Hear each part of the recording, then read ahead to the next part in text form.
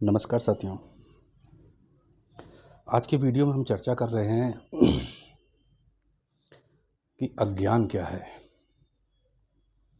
अब अज्ञान क्या है, अगर मैं इसका सीधा सीधा उत्तर आपको बता भी दूं तो भी मेरा उत्तर आपके किसी काम का नहीं होगा, क्योंकि हमारा जो अहंकार होता है वो बड़ी बाधा बन जाएगा। अहंकार बड़ी बाधा बन जाएगा मेरा उत्तर आपके भीतर पहुंचने में। अहंकार की बड़ी बाधा है कि वह कभी खुद को अज्ञानी नहीं मानेगा, क्योंकि आपने स्कूल टॉप किया है, अच्छे नंबर पाए हैं, आपने अपने बिजनेस को ज़मीन से उठाकर आसमान तक पहुंचाया है। आप जब बोलते हैं तो सैकड़ों हज़ारों लोग तालियां बजाते हैं। आपने अपने पूरे परिवार को एकजुट करने में बड़ा संघर्ष किया है, बड़ा त्याग किया है। समाज के लिए आप अच्छे कार्य कर रहे हैं। भला इतना सब करने के बाद कोई आपको अज्ञानी कहे तो सुनने में तकलीफ तो होगी ही।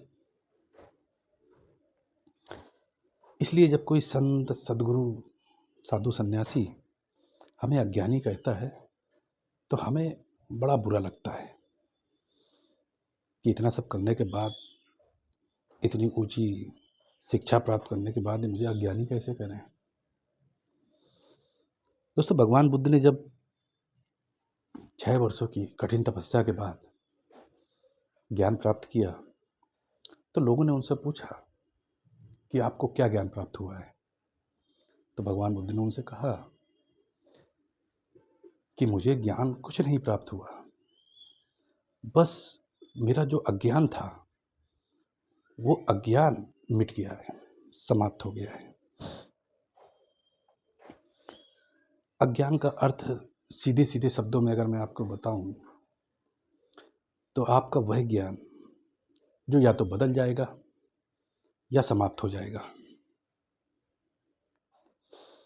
जिसमें आपका नाम, परिवार, धर्म, समाज, शिक्षा, व्यापार, पद, प्रतिष्ठा, आयु, संपत्ति, स्थिति, परिस्थिति, सब कुछ आता है।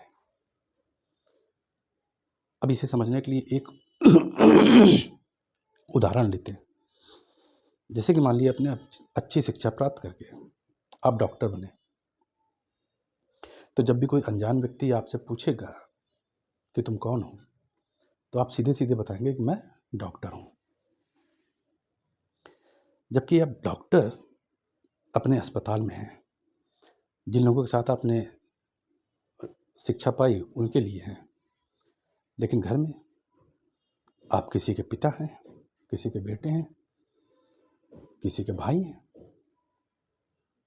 कहीं पे आप पति हैं। अगर आप एयरपोर्ट पे जा रहे हैं तो आप पैसेंजर हैं। अगर आप मूवी या क्रिकेट मैच देख रहे हैं तो ऑडियंस है। अगर आप किसी नेता का भाषण सुन रहे हैं तो जनता हैं आप। अगर आप किसी वजह से जेल में हैं तो आप कैदी हैं। इसी तरह से जगह जगह पर हम कितना कुछ होते हैं, और अंत में जब हम मर जाते हैं तो फिर हम ना डॉक्टर रह जाते हैं, ना हमारा कोई नाम होता है, फिर हम बन जाते हैं एक शरीर, ओनली बॉडी। इसलिए जब कठिन साधना करके कोई व्यक्ति अपना अज्ञान मिटाता है तो वो सीधे साधु, संत, सदगुरु जैसी पदवी पाता है। और एक बार ये पदवी पाने के बाद फिर आप अस्पताल में होंगे तो भी साधु होंगे, जेल में होंगे तो भी साधु होंगे, आप मैच देख रहे हैं तो भी साधु हैं, आप मॉल में हैं, सिनेमा घर में हैं तो भी साधु हैं, आप कहीं भी जाएंगे तो साधु हैं, संत हैं। और मरने के बाद भी आप बॉडी नहीं रहेंगे, आप साधु ही रहेंगे। यानी कि वो अज्ञान है जो बदल जाएगा, जो मिट जाएगा। उसके साथ टिक के चलने पर ठीक है, भौतिक संसार है तो वो आवश्यक है, उसके साथ हम चलें, हमें चलना चाहिए। विज्ञान ने तरक्की कर रहा, हमें करनी चाहिए, लेकिन इस अज्ञान को भी जानते रहना चाहिए। बुद्ध के पास सब कुछ था, वो एक अच्छे राजा थे, राजा के पुत्र थे, राजकुमार थे। लेकिन जब उन्हें ज्ञान की प्राप्ति हुई तो उन्होंने वह सब त्याग दिया। क्यों त्याग दिया? क्योंकि वह सब जो वो जानते थे कि मैं राजा का पुत्र हूँ, राजकुमार हूँ, या मैं युवा हूँ, वो सब कुछ बदल जाने वाली चीज़ थी।